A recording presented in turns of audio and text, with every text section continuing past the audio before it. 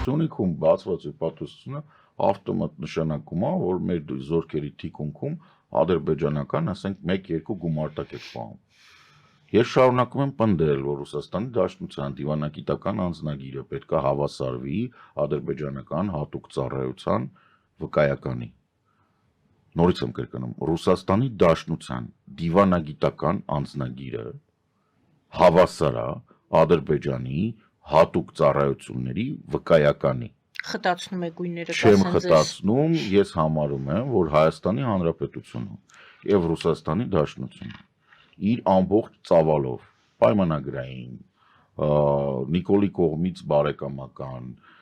Վարդան Ղուկասյանի կողմից ստրուկտիրակալ այդ բաներով հայտարարված չեմ պահանջում Հայաստանում ավելին, քան 4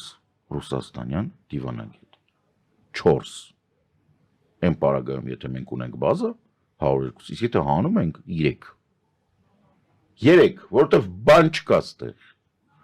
Հասկանում եք, Հայաստանի բնակչությունը Սամարա քաղաքի բնակչությունից քիչ է։ Դուք ասում եք հյուպատոսություն պետք չի բացել։ Ոչ միայն հյուպատոսություն պետք չի բացել, դեսպանատանը պետք է 3 հոգի աշխատեն։ Լավ, պլյուս մի հատ հավաքարար, մի հատ վարորդ, վերջ։ Դեսպանատունը որ կա Գրիգոր Լուսավորիչի վրա, այդ ամբողջ այդ շենքը, այդ մորդերի բանը, պետք է դուրս գան, Ռոսսատրուդնիչեստվո, Դոմ Մոսկվի, ոչ մի բանի կարիք ստեղ չկա։ Մեր պետական լեզուն հայերենն է, մենք ֆրանկոֆոնիայի անդամ ենք, միջազգային շփման լեզուն անգլերենը, ռուսերեն լեզուն ինչ կապ ունի այդ ամեն ինչը, ոչ մեկ չի հասկանում։ Դուք տեղյակ եք, որ դեսպանատանը Ռուսաստանի ՄՎԴ Ռոսիայի եւ Արմենիայի աշխատում է ՄՎԴ-ն, ներքին գործերի նախարարությունը Ես ասում եմ, իրանք մեկը ադրբեջանացի, ոչ թե հյուպատոսություն, այլ հյուպատոսական խնդիրներ որոշ լուծում է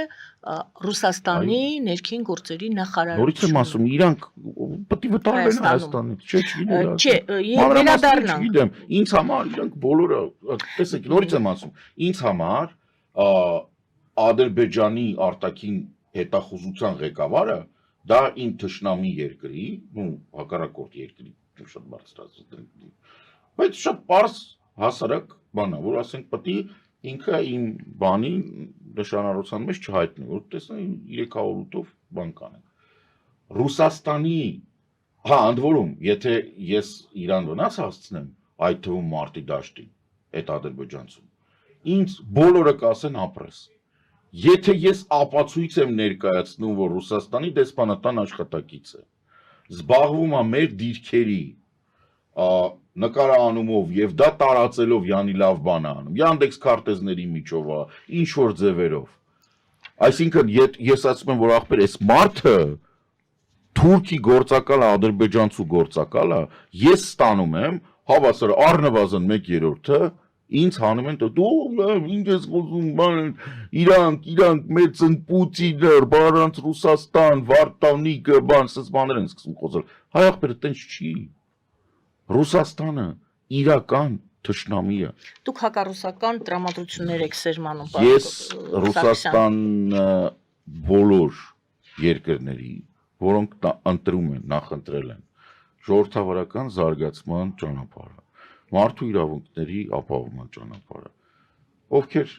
նախընտրում են Իսկանդերներով երեխաներ չոչնչացնեն, ինչպես Ռուսաստանը անում է վերջի 10 օրը Ուկրաինայում։ Իդեպ ինչով բացատրեք այդ դրանով, որ ասում են, հիմա այդ տեսեք դուք եք ասում, դուք հակառուսական, ռուսաֆոբական բաներ եք տարածում։ Ես վերջի 15 օրվա մեջ 8-9 երեխա սպանեցին։ Նպատակային խփելով քաղաքացիական բնակչությանը, նպատակային Իսկանդերով խփում են քաղաքացիական բնակչությանը, ես եմ հակառուսական բան անում։ Լավ, ոչ մեկի մտքով չի անցնում, հասկանում եմ, որ բան կա, ինչ որ երևի այն որ ասում է վառվել է մարդկանց մոտ, սրտները քարացել է։ Անպայման պետք է ձեր տանը գա հասնի դա, որ հասկանաք, որ դրանք անընդունելի են։ Նիկոլ Փաշինյանին, Ալեն Սիմոնյանին անպայման քո ընտանիքում պետք է տրակի այդ Իսկանդերը, որ դու երեխեքիդ աղիները դեմքիդ վրից հավաքես, որ հասկանաս, որ Ռուսաստանը թշնամի է, որ չի կարելի գնալ Ռուսաստան ու Ռուսաստանի օրներ դնել ռիլզի մեջ, նույնիսկ սարկաստիկ բանով, հա, Նիկոլ Փաշինյանը մայիսի 9-ին, որ գնում է, մեր պատերազմ, Մեր պատերազմն է, մեր 300,000 հայերն են, որոնք երկիրը կառուցել են, Եղեռնից փրկված սերունդը, Ռուսի խաթր, տարան Ստալինի խաթր, տարան կոտորեցին, դու տեղ չունես այդ մարդկանց հիշատակը նշելու, անպայման պետք է գնաս Մորդոր, սատկած չթաղած Լենինի լեշի վրա, որը երկրիդ 2/3-ը հանձնեց թուրքերին եւ ադրբեջանցիներին, անպայման պետք է այնտեղ կանգնես, որ Ալիևն է գա, sense մի հատ չաչալի ճպացնի, ասի հա արա, բա Շուշիում քիչ ես նշում։ Թե կասկածում եք, որ չի ասի։ Գիտեք ոնց կասի։ Լրագրողների մոտ կասի։ Վստահեցնում եմ ձեզ, որ Ալիևը ասում է, դե ժամանակին էս օկուպանտները Շուշիում էին նշում, հիմա Շուշիում չեն կարա նշեն, եկել են Մոսկվա։ Խի դու բոմժ ես, դու տեղ չունես, տենց ասենք թե տոնա։ Ոնց եք պատկերացնում, ասենք պապացուցված, ինչքան ենք մենք տեսել, որ շատ վատ հայոյում են Նիկոլին ռուսական ԶԼՄ-ները։ Իսկ չեմ փագում են, պետական լիցենզիա են տալի, ինչ մասնավորապես։ Գրասենյակը լինի, չլինի։ Այդ ամեն տանը պետք է լինի, ամեն տանը։ Եթե ռուսական ալիքները կան, ամեն տանը պետք է լինի, որ չենք նայում, չենք կառնում, չենք կարդում, ու վերջ, ուղղակի չենք կարդում։ Չենք նայում ռուսական ալիքներ, չի կարելի բալիկ ջան, ռուսերեն մի խոսա, դու շանտաղաճ ես, մայրդ մարմնավաճառողի չի, դու հայ ես, ինչ գործ ունես։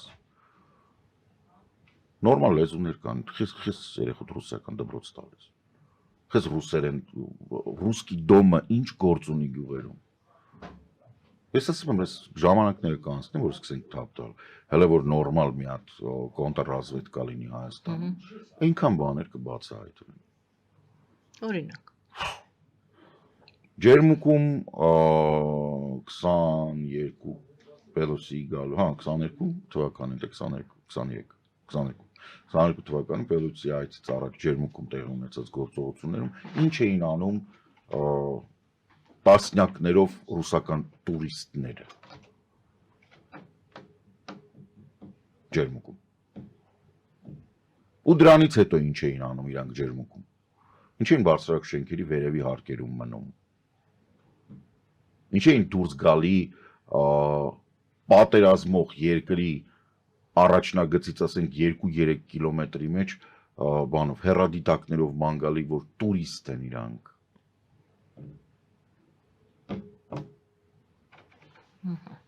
Ուր կորան ավելի քան 444-ի ժամանակ ձերբակալված ապացուցված ադրբեջանցի գործակալները։ Ինչ եղան այդ մարդիկ, ուր են։ Լուրջ թեմաներ կան։ Կան, շատ Ու թեմաներ այդ թեմաների պատճառով է, որ ես ասում եմ, որ ավելի հեշտ է ինչ որ մի պահ յուրաքանչյուր ընտանիքում այդ հարցը լուծել շատ պարզ։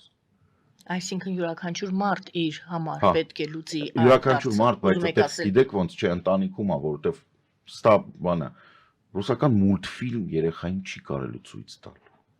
Լավ։ Չէ, ախր դուք հասկացեք, որ եթե ցույց ես տալի, այդ լեզուն իր համար դառնում է